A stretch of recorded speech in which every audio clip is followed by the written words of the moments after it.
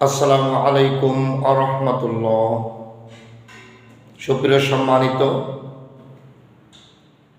সারা বাংলাদেশের সর্বস্তরের সুশিক্ষিত, সুজ্ঞানী, সচেতন নাগরিক সমাজ, আল্লাহর অশেষ মেহেরবানি, আল্লাহ পাক রব্বুল আলামিন, বিশ্ব প্রতিপালক, আসমান জমিন কুল কায়নাতের একমাত্র মালিক, অধিপতি তিনি।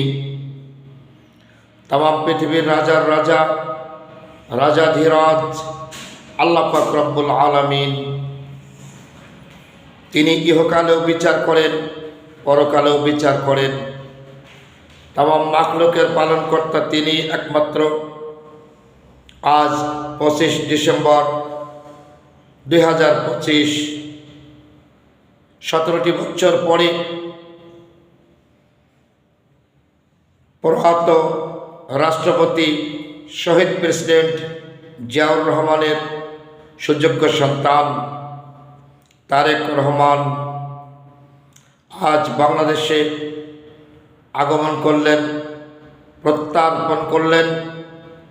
লক্ষ লক্ষ কোটি কোটি মানুষ ঘরে বাহিরে, দোকানপাটে, রাস্তাঘাটে, ঢাকা শহরে সর্বস্তরের মানুষ আজকে শান্তির সুবাতাসে নিঃশ্বাস ফেলেছে।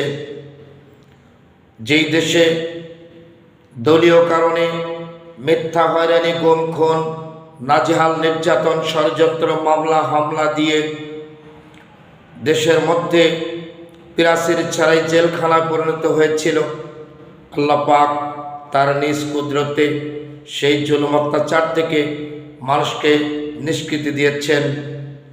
আর সেই সুন্দর দিনটাই আজকে উদযাপিত হলো বাংলাদেশে। আল্লাহ পাক যেন আগামী দিনে গোটা বাংলাদেশে সুন্দর পরিবেশে প্রতিটা মানুষকে যেন নিরাপদ, স্বাধীনভাবে জীবনযাপন করার সুযোগ ও তৌফিক দান করেন। এমন নেতৃত্ব, এমন গর্হিত, এমন পর্যায়ে আমাদের সকল মানবতাকে যেন আল্লাহ অধিকার, ন্যায্যতা, স্বাধীনতা, নিরাপত্তা দান করেন। আমিন। ওমা তৌফিকি ইল্লা বিল্লাহ। আসসালামু আলাইকুম ওয়া রাহমাতুল্লাহ।